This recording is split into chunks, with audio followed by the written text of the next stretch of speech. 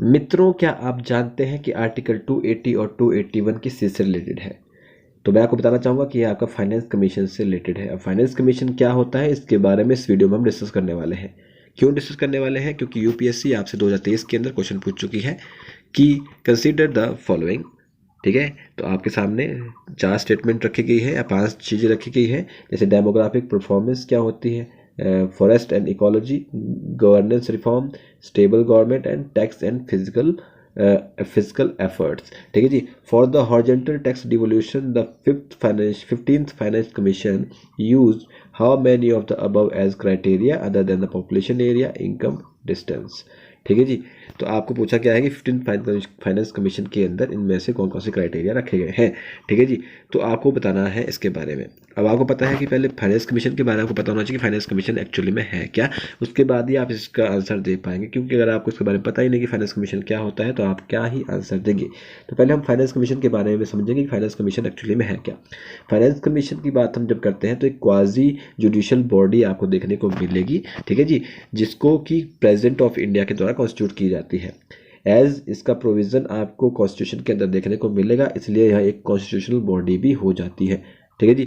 तो finance commission क्या है, हमारी एक कॉन्स्टिट्यूशनल बॉडी है। ठीक है, एक ये परमानेंट बॉडी तो नहीं है कि इसका फिक्स टाइम पीरियड है कि नहीं ये कि बंदा रहेगा या फिर एक ही टीम रहेगी पूरे उम्र भर के लिए, ऐसा नहीं है। प्रेसिडेंट ऑफ इंडिया जो है, इंडिया जो हमारे राष्ट्रपति हैं, वो फाइनेंस कमीशन को क्या करते हैं, कॉन्स्टिट्यूट करते हैं हर 5 साल के बाद। ठीक है जी। ठीक है, जब भी लगता है कि उनको उसको कंसिडर करना चाहिए। अब फाइनेंस कमीशन का काम क्या होता है, ये रिकमेंडेशन देता है distribution of financial resources between the union government and state government की। मतलब स्टेट गवर्नमेंट और यूनियन गवर्नमेंट, मतलब जो सेंटर की सरकार है, केंद्र की सरकार है, राज्य की सरकार के बीच में कैसे कैसे रिसोर्सेज का, फाइनेंशियल रिसोर्सेज का डिस्ट्रीब्यूशन कैसे करना है, ये काम किसका है, फाइनेंस कमीशन इसके बारे में बताता है। ठीक है, फंक्शन क्या क्या है फाइनेंस कमीशन के, मैं आपको बता चुका हूँ कि क्या करना है। उसने रिकमेंडेशन देनी है किस चीज़ के लिए, फाइनेंशियल रिसोर्स के डिस्ट्रीब्यूशन के बारे में। तो पहले तो वर्टिकल डिवोल्यूशन क्या होता है। ठीक है, कि भी सेंटर अपने टैक्स में से स्टेट को कितना टैक्स देने वाला है, उसको स्टेट का शेयर कितना बनता है, उसकी डिविजिबिलिटी बारे में बताता है वर्टिकल डिवोल्यूशन। ठीक है जी। 3 मेन एस्पेक्ट मैं आपको बता रहा हूँ। ठीक है, दूसरा एस्पेक्ट इसका जो है वो है हॉरिजॉन्टल डिस्ट्रीब्यूशन। हॉरिजॉन्टल डिस्ट्रीब्यूशन का मतलब क्या है, allocation of resources among states based on a formula that reflects their physical need, capacity and performance. ठीक है जी, कि मतलब जब भी किसी स्टेट को कुछ चीज़ की जरूरत पड़ती है, वहाँ पे कोई काम करवाना है, कुछ भी चीज़ें हैं, तो वो काम किसका है, केंद्र सरकार वहाँ को उसको एलोकेट करेगी। ठीक है, वो हॉरिजॉन्टल डिस्ट्रीब्यूशन आपका हो जाता है। तो ग्रांट इन एड्स की कई बार ऐसी जरूरत होती है कि स्टेट को जहाँ पे उनको मदद की जरूरत होती है, तो ग्रांट उनको क्या, स्टेट गवर्नमेंट को असिस्टेंस या रिफॉर्म करने के लिए जो चीज़ चाहिए होती है वो कौन, केंद्र सरकार देती है। अब फाइनेंस कमीशन जो आपका आता है, इसका कॉन्स्टिट्यूशनल प्रोविजन की बात कर लेते हैं। तो फाइनेंस कमीशन को जो पावर मिलती है, मैंने बोला कि आपको कॉन्स्टिट्यूशनल बॉडी है, अगर कॉन्स्टिट्यूशनल बॉडी है तो कोई ना कोई आर्टिकल इसके बारे में जो होगा, तो आर्टिकल 280 जो है फाइनेंस कमीशन के बारे में बात करता है। वैसे ही आर्टिकल 281 जो है recommendation of the finance commission की बात करता है कि क्या क्या रिकमेंडेशन दे सकते हैं, उसके बारे में आर्टिकल 281 के बारे में लिखा गया है। और आर्टिकल 280 आपको फाइनेंस कमीशन के बारे में बताता है कि फाइनेंस कमीशन एक्चुअली में है क्या। ठीक है जी, अब आपको पता लग गया। अब हम इसके बारे में बात करेंगे कि इसको अपॉइंट कैसे करते हैं, फाइनेंस कमीशन को बनाते कैसे, कि कंपोजिशन क्या क्या होते हैं, कौन कौन मेंबर होता है फाइनेंस कमीशन का, उसके बारे में डिस्कस करते हैं। ठीक है जी। अब देखो, फाइनेंस कमीशन की बात करते हैं तो उसमें एक चेयरपर्सन होता है और 4 अदर मेंबर इसमें होते हैं जो कि प्रेसिडेंट के द्वारा अपॉइंट किए जाते हैं। ठीक है जी। अब जो ये चेयरपर्सन और अदर मेंबर है, ये अपना ऑफिस होल्ड करते हैं फॉर सच अ पीरियड, जो कि आपका प्रेसिडेंट के द्वारा बताया जाता है 5 साल के लिए। ठीक है जी। अब ये जो है फिर से भी आपके चेयरमैन या अदर मेंबर है, फिर से भी एलिजिबल होते हैं, रिअपॉइंटमेंट भी इनकी हो सकती है। ऐसा नहीं है कि एक बारी बनकर दूसरी बारी बन नहीं सकते हैं, तो रिअपॉइंटमेंट इनकी हो सकती है। क्वालिफिकेशन क्या क्या है मेंबर को, अगर आप फाइनेंस कमीशन बनना चाहते हैं तो क्या क्या चाहिए पड़ती क्वालिफिकेशन।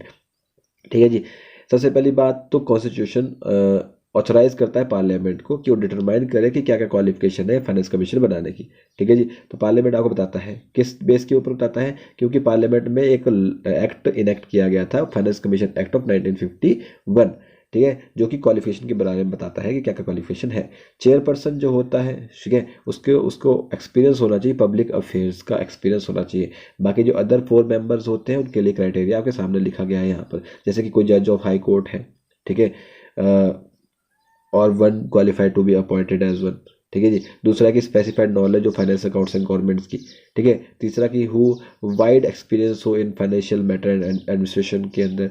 चौथा कि a person special knowledge of economics रखता हो तो उसको भी हम फाइनेंस कमीशन के तौर के ऊपर अपॉइंट कर सकते हैं, ठीक है। उसके बाद रिपोर्ट्स क्या क्या है फाइनेंस कमीशन की, उसके बारे में भी डिस्कस कर ही लेते हैं, ठीक है। रिपोर्ट कौन कौन सी, अब रिपोर्ट जो भी फाइनेंस कमीशन अपनी रिपोर्ट करेगा वो प्रेसिडेंट ऑफ इंडिया को क्या करेगा, सबमिट करेगा फाइनेंस कमीशन, ठीक है। फिर प्रेसिडेंट ऑफ इंडिया उस रिपोर्ट को दोनों हाउस के सामने रख देंगे, ठीक है। उनके बारे में बताएंगे कि क्या क्या रिकमेंडेशन है, उसके बारे में क्या क्या एक्शन लेना, उसके बारे में सारा काम होता है, ठीक है जी। तो होप सो आपको समझ आया होगा।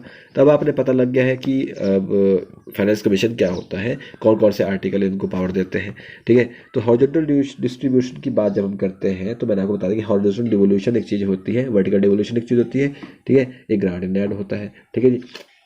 तो 3 एस्पेक्ट्स होते हैं फाइनेंस कमीशन के, ठीक है जी। उसी में हॉरिजॉन्टल टैक्स डिवोल्यूशन जो होता है 15th फाइनेंस कमीशन के अंदर जो क्राइटेरिया था पॉपुलेशन का area, forest ecology, income distance and tax and physical efforts and demographic performance में से क्या क्या चीज़ें थी, क्या क्या चीज़ें नहीं थी। पॉपुलेशन था, एरिया था, फॉरेस्ट एंड इकोलॉजी की बात की गई थी, इनकम डिस्टेंस की बात की गई थी, टैक्स एंड फिजिकल एफर्ट्स की बात की गई थी, डेमोग्राफिक परफॉर्मेंस की बात की गई थी। तो कौन कौन से, डेमोग्राफिक एफर्ट, टैक्स, इनकम और फॉरेस्ट, ठीक है जी। ये इन चारों में से कौन कौन से, कि डेमोग्राफिक परफॉर्मेंस तो था, जैसा कि अभी मैंने बताया कि 15 फाइनेंस कमीशन के अंदर था। फॉरेस्ट एंड इकोलॉजी भी था, गवर्नमेंट रिफॉर्म नहीं था, स्टेबल गवर्नमेंट नहीं था, टैक्स एंड फिजिकल डेफिसिट था। तो कितना, क्या आंसर हो जाएगा इसका, आंसर क्या हो जाएगा, आंसर आपका हो जाएगा कि कितनी है इसमें से। अब आप देख सकते हैं कि कौन कौन सी चीज़ें इसमें थी, कि तीसरा नहीं था, चौथा भी नहीं था, पांचवा दूसरा और पहला था, तो मतलब 3 थे, तो आंसर क्या आपका बी हो जाएगा, ठीक है जी। आंसर क्या हो जाएगा आपका, बी हो जाएगा, ठीक है जी। तो होप सो आपको वीडियो समझ आया होगा और वीडियो से आपने बहुत सारी जानकारी मिली होगी। वीडियो को लाइक या डिसलाइक करके अपना फीडबैक जरूर दीजिएगा, चैनल को सब्सक्राइब जरूर कीजिएगा। मिलते हैं नेक्स्ट वीडियो में, तब तक के लिए जय हिंद, जय भारत।